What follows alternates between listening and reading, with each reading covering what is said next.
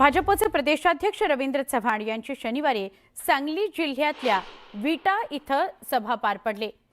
दरम्यान दोन नंबरच असतो या रवींद्र चव्हाणांच्या वक्तव्यावरून राज्याचं राजकारण पेटलंय। रवींद्र चव्हाणांनी यावेळी नेमकं कुणावर निशाणा साधला अशी चर्चा रंगतेय।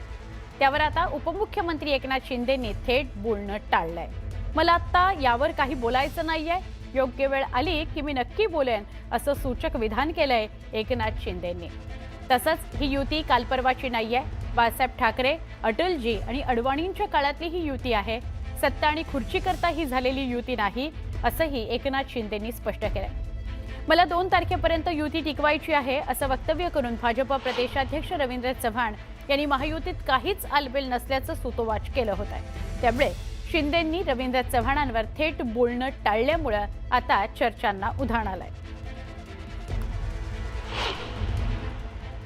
मला आता याच्यावर काही बोलायचं नाही, योग्य वेळेला मी नक्की बोलेन।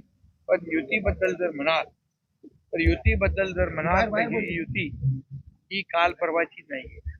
ही युती झालेली शिवसेना भाजपची ही आदरणीय बाळासाहेब, अटलजी आणि अडवाणीजींच्या काळातली ही युती सत्ता आणि खुर्चीसाठी झालेली नाहीये। ही युती विचारधारेवर झालेली आहे।